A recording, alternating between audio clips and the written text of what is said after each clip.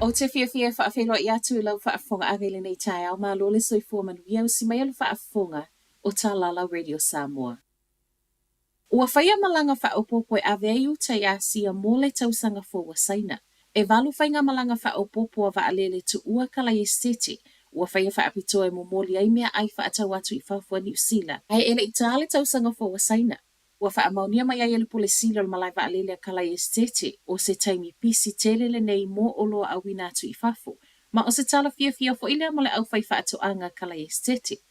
I le whaonga ai o le malai waalele kala I stete nai lo le tau au mai I le malai waalele au kilani. O se isi fo ile au wala I le ngata e whaafai ngō fia I whela ua inga. A o le vave o ai o mea ai I maketi o lo whaamoe whaatau atu iai. Ma o le fulu valu I tu la lava le umi a nga I le tasi le vaiaso leo lo iai ai tau nuu I atunu I whafu. O le tuu whaatasinga o loa whaatau atu I whafu lo ave whainga malanga whaopopo nei e na o utai ave ai. E tusa ma le valu se lau tone le mamafa. Anu nua nisi o tangata saito tono o le pasi le afiafio le asfareile o na o se oso whainga le au ngā ui. Anawa o ngā luenga I lunga le pasi sai CV Road I Loaha I Wellingtone le ana tupu ai ma sa wala au ai ma leo leo. E to ono I lato na sai mai ai leo leo ma e whaapeo le to a lima o ni tala waula I ti tausanga ma o leo a wina atu ai le Youth Services. E se ile tama ita I se fulu iwa tausanga le matua le ana tula I lunga le whaamesinonga whaetu malo I Loaha I le asa to nai. I reporti e fōlinga mai e le iainia o penga na wha o ngā le au ngā oi I le au so whainga. Te lau sa fulu whāta alama sene le tawal meleni in Ricardo na tue whaasalalau I se tasi lunga le Facebook ma whaate iai le to a tele. Reportia le staff o le tau leo le meleni sapo ina mai le pack and saver in Ricardo. Ma talu mai o na whaasalalau o leo o toe sau I lalo le tawal pack and save leo o whāta alai iwa sene le kilo. Mai le footstuffs lea e iai I lalo le pack and save o le watele le meleni, ma ua toi sawa I lalo le tau. O le isi supermarkete o lo I lalo fo I le foodstuffs o le New World, ripotia mai le aso to nai, o le tau lava fo I le e tasi o lo o whaata winai, whaata alai iwa sene le kilo.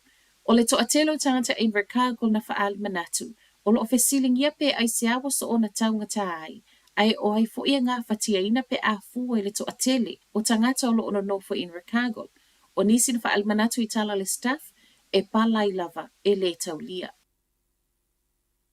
So a tele le auta ele le Sami Wellington e le whae unga le vaiaso e ui I whaatonunga na sau e le tatau ona o vai leanga leana whaaluanga I le Sami.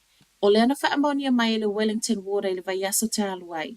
Le whaalu le tolus fulu valu afe lita o vai leanga mai le Moore Point Treatment Plant mai le tatau waionanga I nisi e ta ele le Sami mo le lua I le tolu aso.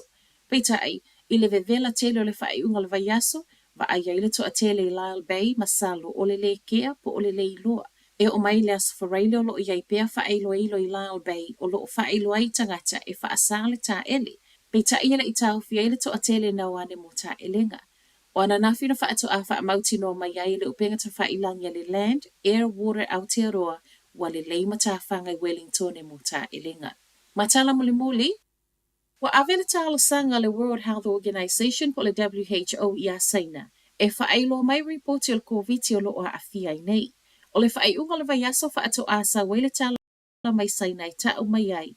Le lata I le onos fulu wafe o tangata mali liu talo mai le amatango te sema. Le ana whaalea o ngai na o mai ana sa o le COVID e ui le tumutumu o fale mai.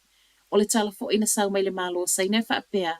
O le 5 se lauma le tolu o tangata iana mali liu. E mafua mai ona wa afia manava ma il COVID. O le 5 afe fa se lau tolu 5.